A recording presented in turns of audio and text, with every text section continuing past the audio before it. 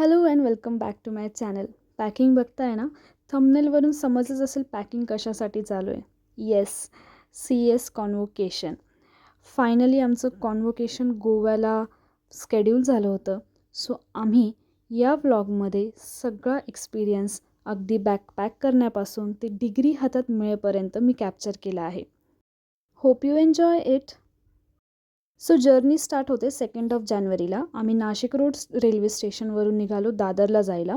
आमची सकाळी 6 वाजताची मडगावला जाणारी तेजस एक्सप्रेस होती. सो वी डिसाइडेड की आम्ही एका हॉटेलवर न थांबता तिथलेच एका रिटायरिंग रूममध्ये स्टे करू. सो सकाळी जसं तुम्हाला दिसतं आहे आम्ही 6 वाजताच्या ट्रेननी अराऊंड 4 o'clockला मडगावला पोहोचलो. मी इथे डिटेल्स पण देते की एक्झॅक्टली गोव्याला कशी सिस्टीम असते आणि किती चार्जेस तुम्हाला लागू शकता इन केस तुम्ही फ्युचरमध्ये प्लॅन कराल जाण्यासाठी. स्टेशनच्या बाहेर आलं कीच तुम्हाला प्रीपेड टॅक्सीची सिस्टीम तिथे बघायला मिळेल. सो तिथून आम्ही पोहोचलो साऊथ गोव्याला, जिथे होता आमचा stay at Sai Leela guest house. Believe me, हा आमचा सगळ्यात सुंदर स्टे होता.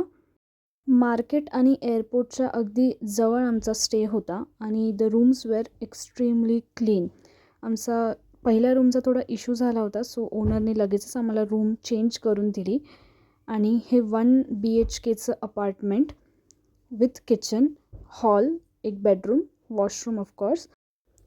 ही छोटीशी आमची रूम टूर मी तुम्हाला दाखवते. हे आमचं किचनचा एरिया होता, जिथे खूप छान अशी विंडो आणि हा बेडरूम. सो आम्ही हे सगळं शिफ्ट करून निघालो आमच्या लोकेशनच्या जवळ. एक मंदिर जे आम्हाला सजेस्ट केलं होतं हे होतं बिर्ला मंदिर.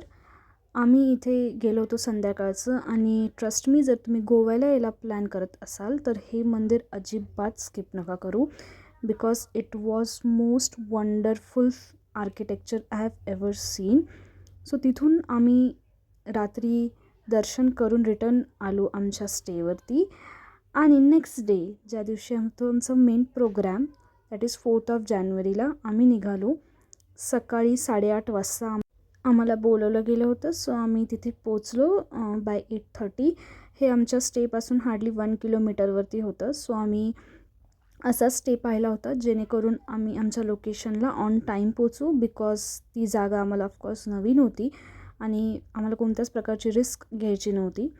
सो बिट्स पिलानीचा कॅम्पस इज माइंड ब्लोईंग. इतका मोठा कॅम्पस, भरपूर गर्दी होती. सो सगळ्यात आधी आम्ही रजिस्ट्रेशन केलं आणि तिथून आम्हाला टी ब्रेक दिला होता. सो बॅकसाईडला आम्ही टी घेऊन 11 वाजता आमच्या हॉलमध्ये आलो, ऑडिटोरियम. अराऊंड 800 मेंबर्स ज्यांना आज डिग्री मिळणार होती आणि त्यांचे पेरेंट्स, म्हणजे ऑलमोस्ट 1000+ लोक त्या दिवशी अटेंड करत होते हा प्रोग्राम. आमची ही ओथ सेरेमनी झाली आणि ओथ सेरेमनीनंतर ॲक्च्युअल प्रोग्रामला सुरुवात झाली. 2.5 hour नंतर माझा मोमेंट आला, जेव्हा मी माझी डिग्री घ्यायला गेले. आणि दॅट वॉज सो अमेझिंग.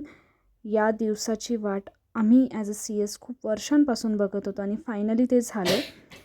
सगळेजणं व्हाईट आणि क्रीम अशा अटायरमध्ये होते. सो एक वेगळंच ऑरा होता त्या दिवसात.